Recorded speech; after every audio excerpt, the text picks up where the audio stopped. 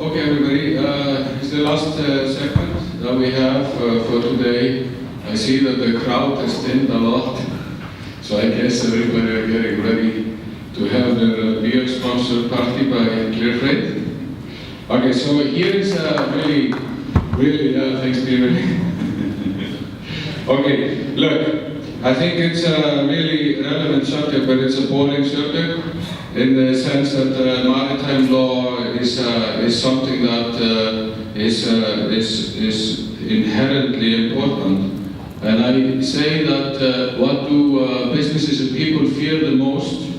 It's risk and uncertainty. There is nothing more that business people fear than risk and uncertainties. And the history really is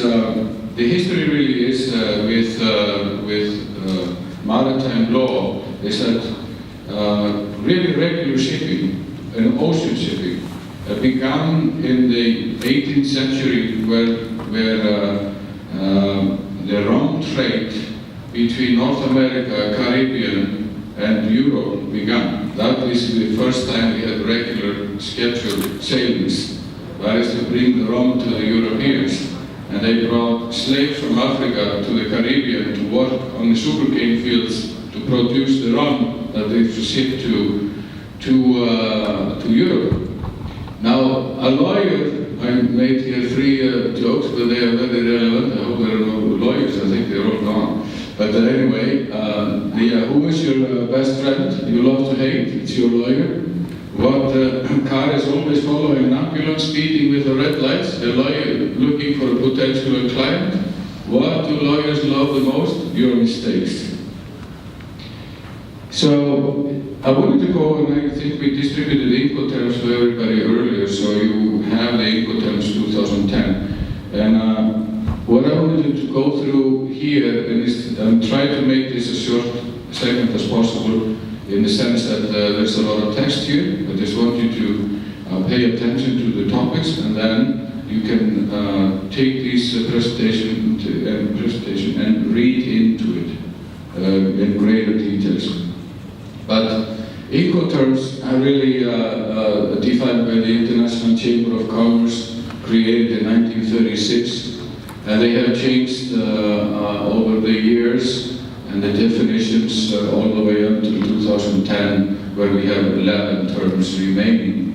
I think it's also important for you to understand that Incoterms are alive by definition, meaning that one doesn't supersede the other. That meaning that if you want to quote in Incoterms 2000, then you can. It's the law and the regulations that particular Incoterm is valid in the service contract. So it's really important for you to understand that one doesn't supersede the other. Also, what changed in the Incoterms was that DAF, their DEQ and DDU were eliminated in 2010. So keep in mind that when you present in your presentations that DDU is no longer a part of the Incoterms 2010. So it's really important that the terms are really accurate when you are handling service contracts. Now, these are the terms, as you know, and you've seen, there are 11 remaining terms. I just want to point quickly out here that the FOB and CIF, in terms of container transport, are not suitable terms. Why are they not suitable? Because the containers are delivered at terminal. And when you deliver something at terminal, it can be double charged. So what replaces what is a better or more appropriate term to quote on container transport are FCA and CIP. Just keep that in mind. It's really important when you're dealing with customers that the right terms are quoted with terms in terms of cost. These are the terms you have on the table. They are well defined. I think what I try to do in these terms is that I show the services rendered and where the buyer and seller responsibilities break apart. So we will go through here the Incoterms and the insurance claims, letter of credits, and duties of buyer and seller. But we'll try to do this as quickly as possible. Now, the transfer of ownership is in sales and purchase according to terms of delivery and according to terms of payment. These are the only terms that define transactions. The Incoterm 2000 was, as you know, and prior, the risk was always passing over ship's rail. Always. But in 2010, it changes to placed safely on board, place of rest. There is a huge difference here. And there is also liability consequences in the aspect that when you are a seller of cargo and you deliver on fault terms to a terminal and the terminal operator hooks into the cargo and it starts swinging over the ship rail, you as the seller and the buyer, that is where the responsibility is changed. It didn't matter whether the cargo fell out of the hook on board the vessel. You as a seller are off the hook. It's buyer's responsibility at that point. So Incoterms 2010 fundamentally changed the responsibility of the seller to place the cargo safely on board the carrying vessel. Just keep that in mind. I think some of you may not know exactly what is the legal aspect of these changes between 2000 and 2010. These are the ones. This is the main issue.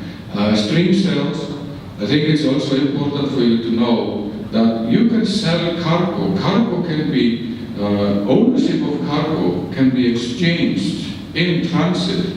It could be lost and still be sold. I'm not sure if some of you know or have experienced cases like that, but the liability transfers in the sales contract and is governed by the bill of lading as such. Insurable interest, insurance has to go to place of safe rest of the ship, as we talked. But keep in mind, any one of you who is actively transporting liquid, you should never use Incoterms 2010. You should always use Incoterms 2000. Keep this in mind. This is extremely important for you to know. Because what happens in liquid transport, it's when you deliver the liquid over the ship rail, and let's say there's a lost quantity at the end when they discharge the vessel, then the liability in such from the buyer's side becomes a bearable interest. So make sure always use Incoterms 2000 for liquid. Letters of credits, I just point you to UCP 600, which is really the governing side of how letters of credits are issued and governed and how they act. The limited liability foundation for maritime insurance companies to determine coverage and premiums. Okay, in creation of Lloyd's of London, which I think is very important for you to know, is that ship owners in the old days, they had huge losses. I mean, in the rum trade, for example, in the 18th century, it was common that half of all the ships that undertook a voyage were lost in transit. They never showed up. They sank or something happened to them. They were robbed by pirates or whatever happened. And the ship owners were losing a lot. And they were saying, this is impossible, we are all getting broke, and losing a lot of money, but we need to collectively come together and create an insurance. And the insurance company creation of Lloyd's of London was basically in order to insure anything, no matter what it is, you have to understand how to limit the liability. And that is the foundation for insurance today. It's the premises of how you limit the liability, because then it becomes an insurable interest.